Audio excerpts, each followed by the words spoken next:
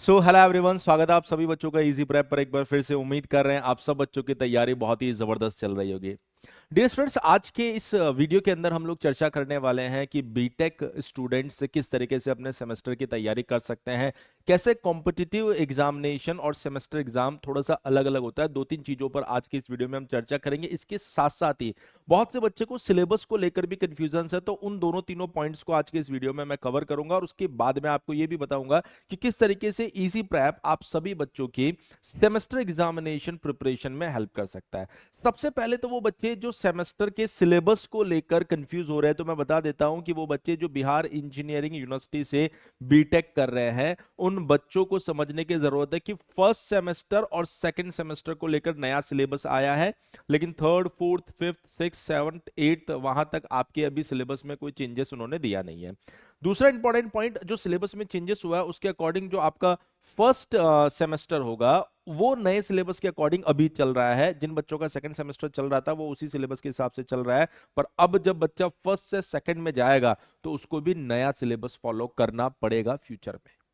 तो सिलेबस को लेकर कोई कंफ्यूजन होना नहीं चाहिए। अब बात करते हैं कि सर कैसे आपका कॉम्पिटिटिव एग्जाम जो होता है और सेमेस्टर एग्जाम जो होता है वो अलग अलग होता है। देखिए, जब आप बात करते हैं सेमेस्टर एग्जाम की, अब वो भले ही आपका बीटेक सेमेस्टर एग्जाम हो या फिर अगर हम लोग बात करें, मान लीजिए आप एई की प्रिपरेशन कर रहे हैं या फिर गेट की प्रिपरेशन कर रहे हैं या फिर मान लीजिए किसी पीएसयू की प्रिपरेशन कर रहे हैं या फिर इसी तरीके के किसी और कॉम्पिटिटिव एग्जामिनेशन की प्रिपरेशन कर रहे हैं, तो मैं आपको बताता हूं कि जब आप इस एग्जामिनेशन के पास जाते हैं तो यहां पर आपको एमसीक्यू टाइप के क्वेश्चंस देखने को मिलते हैं।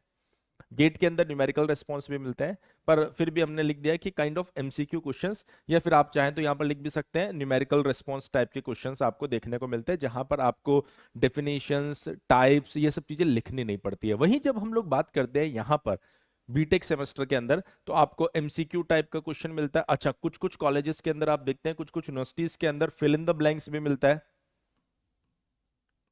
और उसके साथ में आते हैं आपके पास में कन्वेंशनल क्वेश्चंस। कन्वेंशनल क्वेश्चंस यानी कि आंसर राइटिंग वाले केस में आपके पास में वन लाइनर भी आ रहे हैं, अगर हम लोग बात करें लॉन्ग क्वेश्चन भी आ रहे हैं।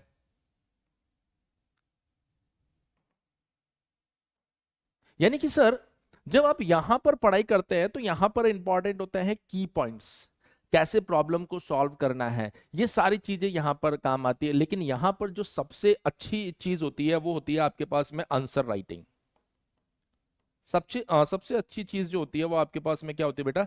Answer writing. किस तरीके से आपको आंसर लिखना होता है, क्योंकि ये बड़े बड़े क्वेश्चंस जो होते हैं काफी ज्यादा मार्क्स के होते हैं और इनके लिए आंसर राइटिंग बहुत इंपॉर्टेंट होती है। उसके बाद में आता है आपके पास में, जब भी आपके पास में कोई डायग्राम आता है या फिर मान लीजिए कोई चार्ट आता है, तो वो सारी चीजें आपको वहां पर बनानी पड़ती है। इवन अगर आपके पास कोई न्यूमेरिकल भी आता है तो उस न्यूमेरिकल के अंदर भी आपको कंप्लीट गिवन डेटा लिखना पड़ता है, कौन सा थ्योरम या कौन सा फॉर्मूला आप यूज कर रहे हैं, वो सारी चीजें वहां पर लिखनी पड़ती है, तब जाके कंप्लीट मार्क्स मिलते हैं। वहीं जब आप एई की बात करते हैं तो ये ऐसे एग्जाम्स होते हैं, गेट एग्जामिनेशन या पीएसयू एग्जामिनेशन, जहां पर आपको फाइनल आंसर तक पहुंचना है, वहां पर आंसर राइटिंग के ऊपर कोई फोकस नहीं करता है। तो यदि आप इन एग्जामिनेशंस की तैयारी कर रहे हैं तो नो डाउट इसमें जो कंसेप्ट आपके बिल्ड होंगे वो कंसेप्ट यहां पर भी काम आएंगे। और अगर आप इन एग्जामिनेशंस लाइक अपने सेमेस्टर एग्जामिनेशन की तैयारी कर रहे हैं तो इसके कंसेप्ट इसमें भी काम आने वाले, लेकिन वे ऑफ रिप्रेजेंटेशन दोनों का बिल्कुल अलग है।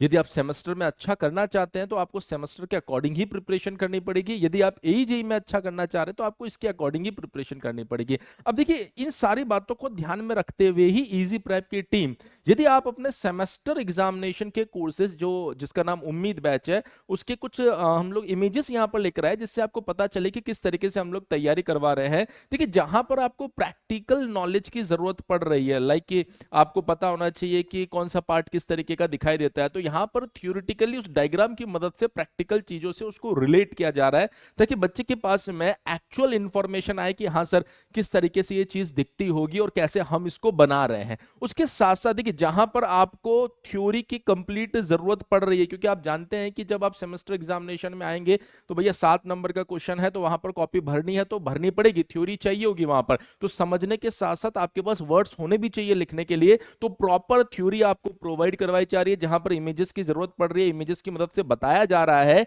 कि किस पार्ट को किस तरीके से डिफाइन किया जा रहा है, या फिर आप उस पार्ट की अगर बात कर रहे हैं तो वो प्रैक्टिकली कैसा दिखता है।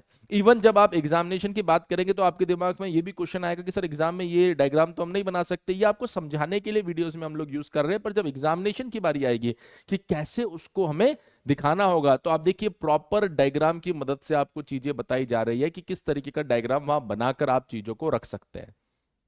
भले आप इस सब्जेक्ट में देखिए या फिर आप इस सब्जेक्ट में देखिए, प्रॉपर डायग्राम्स आपको दिए जा रहे हैं कि इस तरीके के डायग्राम वहां ड्रॉ करने पड़ेंगे। जब आप वहां ड्रॉ करेंगे तो डेफिनेटली आपकी कॉपी पे एग्जामिनेशन के ऊपर उन डायग्राम्स का, एग्जामिनर के ऊपर उन डायग्राम का एक अच्छा इंप्रेशन बनेगा, जो ये बताता है कि आपने प्रॉपर तरीके से चीजों को एक्सप्लेन किया है।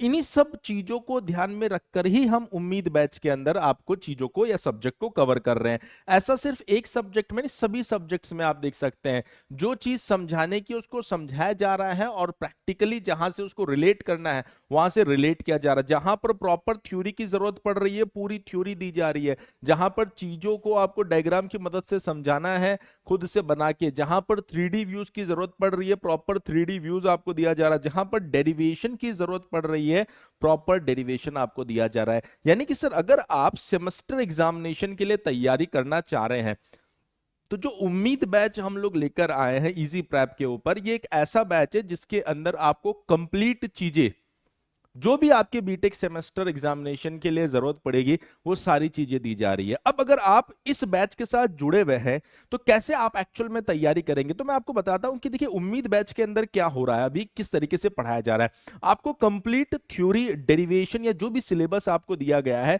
पहले आपका वो सिलेबस कंप्लीट करवाया जा रहा है। जैसे ही आपके एग्जाम से 15 से 25 दिन का टाइम बचेगा, आप लोगों के लिए डेडिकेटेड एक प्रैक्टिस क्लास उसके अंदर चलाई जाएगी, जिसके अंदर किस तरीके के क्वेश्चन पूछे जा सकते हैं, किस तरीके के क्वेश्चन पूछे जा रहे हैं, किस तरीके के क्वेश्चन पूछे गए हैं, वो सारे आपको लाइव सॉल्व करवाए जाएंगे, जिससे कि आपको ये आइडिया लग जाएगा कि पहले क्या पूछा गया है, आपने अभी क्या पढ़ा है और आपसे क्या पूछा जा सकता है। अगर ये सारी चीजें आप वहां पर करके जाएंगे तो पेपर देखने के बाद में आपको घबराहट नहीं होगी। बहुत सी बार बच्चों को ये भी कंफ्यूजन रहता है कि सर 8 क्वेश्चन है उसमें से, या 9 क्वेश्चन है उसमें से 5 करने हैं, तो कैसे क्वेश्चन का सिलेक्शन होगा। ये सारी चीजें उसमें बताई जाती है कि किस तरीके से आप सिलेक्शन कीजिए क्वेश्चंस का, किन क्वेश्चंस का सिलेक्शन करना चाहिए।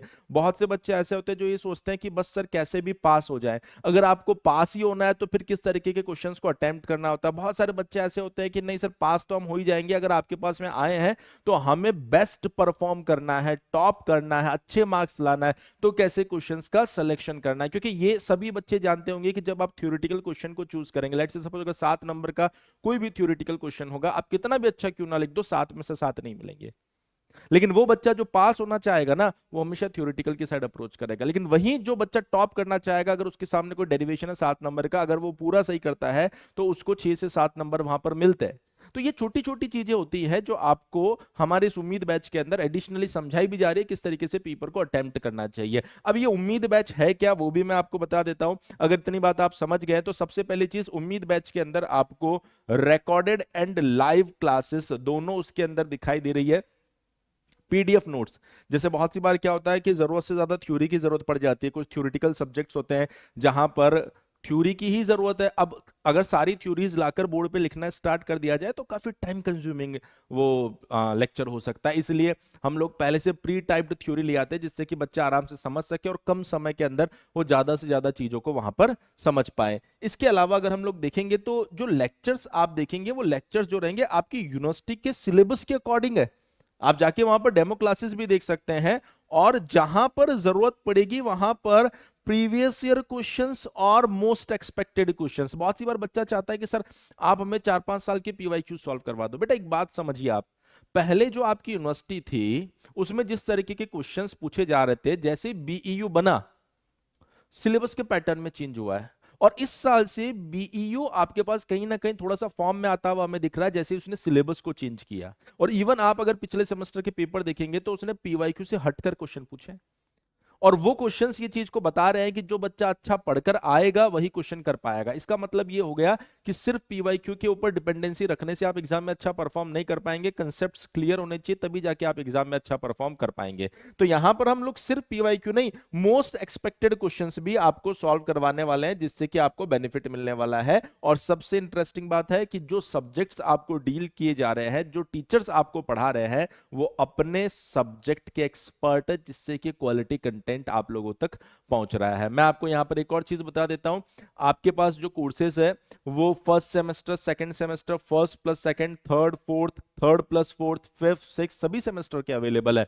जिसमें फर्स्ट सेमेस्टर या किसी एक सेमेस्टर का आप कोर्स लेते हैं तो वो आपको सिर्फ 999 रुपए में अभी मिल रहा है। अगर आप 1+2 का लेते हैं तो आपको सिर्फ 1799 में ये कोर्स मिल रहा है। अच्छा, बहुत से बच्चे कंफ्यूज हो जाते हैं, सर 1+2 अगर एक सेमेस्टर का कोर्स 2 सेमेस्टर का एक साथ ले रहा हूं तो वो एक्सपायर हो जाएगा? तो नहीं, जब तक आपका सेकंड सेमेस्टर खत्म नहीं होगा ये कोर्स एक्सपायर नहीं होगा, जब तक आपका फोर्थ सेमेस्टर खत्म नहीं होगा ये कोर्स जो है वो एक्सपायर नहीं होगा। फिर भी अगर आपको कोर्स से रिलेटेड कोई क्वेरी रहती है या ऐप के ऊपर कोई कंफ्यूजन रहता है किसी भी तरीके का कोर्स को लेकर, तो आप हमारा हेल्पलाइन नंबर 70, आप देखिए यहां पर हेल्पलाइन नंबर लिखा हुआ भी है, 7014639318 के ऊपर कॉल कर सकते हैं और आपके जो भी डाउट्स है उनको आप हमारी टीम के साथ डिस्कस कर सकते हैं। मैं उम्मीद कर रहा हूं कि उम्मीद बैच का ये इनिशिएटिव जो इजी प्रेप ने लिया है, जहां पर हम लोएस्ट कॉस्ट के अंदर, लोएस्ट फीस के अंदर हर बीटेक के बच्चे को एक सेमेस्टर कोर्स प्रोवाइड करवा रहे हैं, जो कहीं ना कहीं उनकी प्रिपरेशन को बूस्ट करेगा।